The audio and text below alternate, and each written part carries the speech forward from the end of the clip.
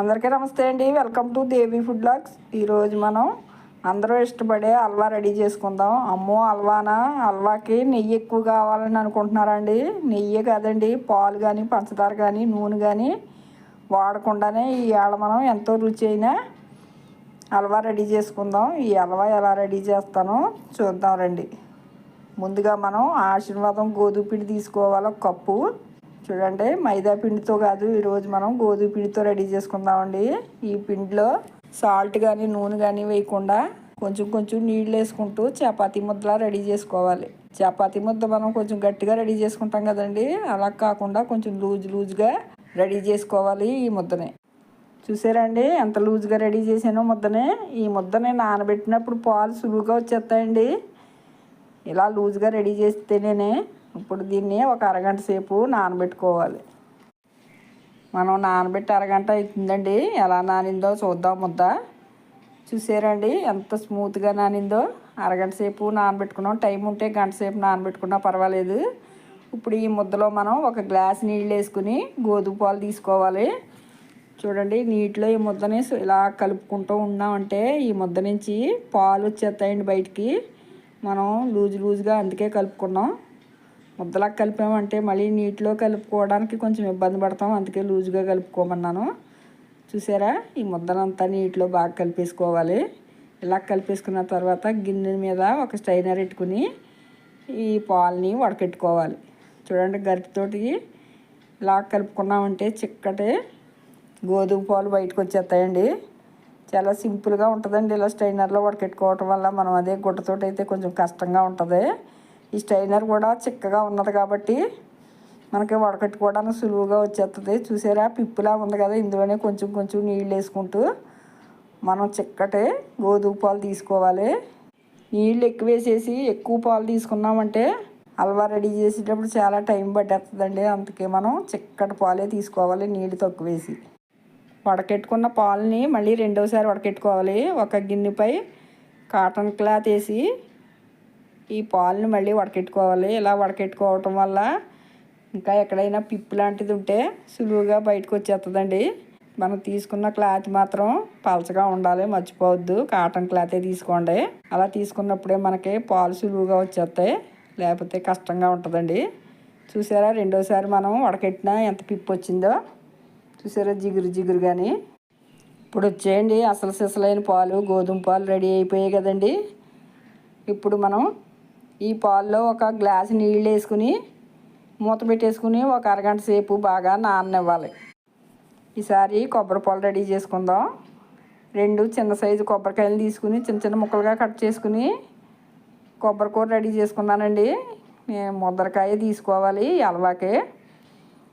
ఈ కూరలో మనం వేడి నీళ్ళు వేసుకుని మెత్తగా మిక్సీ పట్టుకోవాలి. పేస్ట్లా పట్టుకున్నామంటే చాలా సులువుగా మనకి కొబ్బరి పాలు రెడీ అవుతాయి.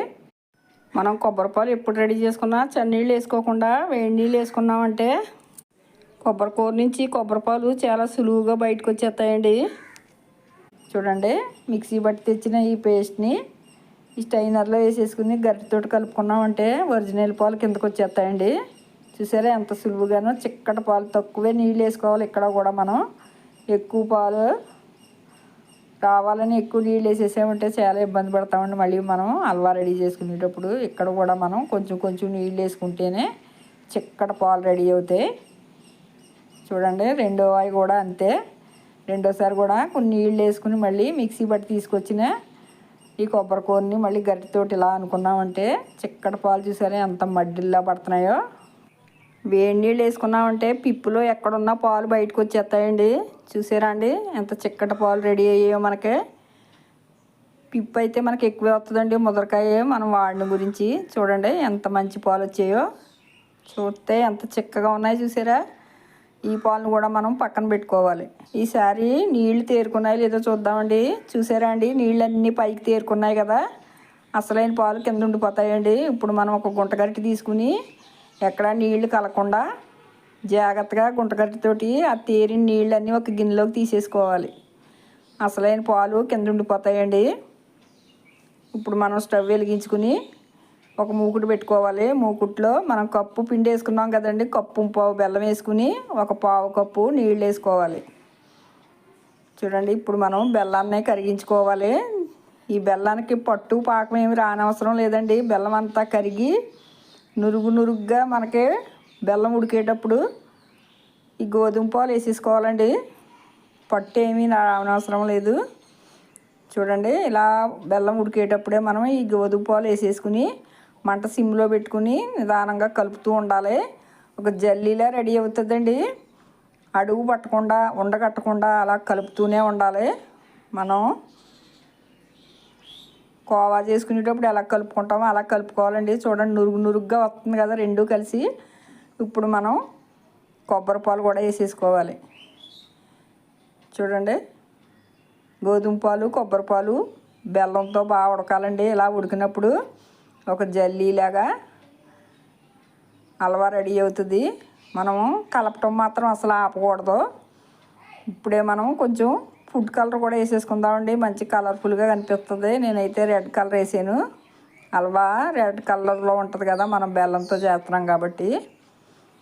కలర్ కలిసిపోయిన తర్వాత 2 స్పూన్లు ఇలాచీ పొడి కూడా వేసేసుకుని ఆగకుండా అలా కలుపుతూనే ఉండాలి గరిటెతోటి. మంట మాత్రం సిమ్లో పెట్టండి. తొందరగా అయిపోద్దని ఎక్కువ పెట్టారంటే మాడిపోద్ది, కానీ మనకు హల్వా రెడీ అవ్వదండి. చూసారా, అలా నిదానంగా కలుపుతూనే ఉండాలి. సకానికి అయిపోయిందండి మనం రెడీ చేసింది. దగ్గర పడిపోతున్నట్టే బుడగల్లా వచ్చేసిందంటే మనకు హల్వా దగ్గర పడినట్టేనండి లెక్క. చూసారా, కలర్ కూడా మంచి కలర్ వచ్చింది కదా. మూకుడంతా బుడగల్లా వచ్చాయి కదండి. ఈసారి మనం కలుపుతూనే ఉండాలి. అస్సలు కలపటం మాత్రం ఆఫ్ చేయకూడదు. ఇలా రెడీ అవ్వడానికి నాకు అరగంట టైం పట్టిందండి. మంటను సిమ్లో పెట్టుకుని కలుపుతూనే ఉండాలండి. బుడగలు వచ్చేసాయి కదండి, రెడీ అయిపోయినట్టే లెక్క. ఈసారి మనం జీడిపప్పులు వేసుకుని మళ్ళీ నిదానంగా కలుపుతూ ఉండాలి. దగ్గర పడిపోయిందండి. ఇలా కలుపుతూ ఉండి కొంచెం చల్లారిందంటే గట్టి పడిపోతుందండి. మనం కావాలంటే ఈ స్టేజ్లోనే కప్పుల్లో తీసుకుని స్పూన్తో కూడా తినేయచ్చు. చూసారా ఎంత రిబ్బన్లా పడుతుందో. మనకి పట్టు వచ్చిందని ఎలా తెలుస్తుందంటే హల్వా మూకుడు నుంచి సెపరేట్ అవుతుంటుందండి. మనం ఎక్కడ గట్టితోటి తిప్పుతుంటే మన గట్టి కూడా వచ్చేస్తుంటుంది. అలా అయితే రెడీ అయిపోయినట్టే లెక్క. కొంచెం మనకు గట్టిగా కావాలనుకుంటే ఒక 2 నిమిషాలు మూకుట్లోనే తిప్పామంటే గట్టిగా రెడీ అయిపోద్దండి. నూరూరించే హల్వా రెడీ అయిపోయింది. కొబ్బరి పాల్లో ఉన్న నూనె కూడా బయటకు వచ్చేసింది కదండి. హల్వా రెడీ అయిపోయింది. తప్పకుండా మీరు కూడా మీ పిల్లలకి ఇంత ఆరోగ్యమైన వంటలు చేసి పెట్టండి. చూసారండి, ఈ హల్వాలో మనం నెయ్యి కానీ నూనె కానీ పాలు కానీ పంచదార వాడకుండా ఎంత ఆరోగ్యమైన హల్వా రెడీ చేసుకున్నామో. ఈ హల్వాని షుగర్ పేషెంట్లు కూడా తినొచ్చండి. చిన్నపిల్లల దగ్గర నుంచి పళ్ళు లేని ముసలి వాళ్ళ వరకు చాలా ఇష్టంగా తినే హల్వా రెడీ అయింది కదండి.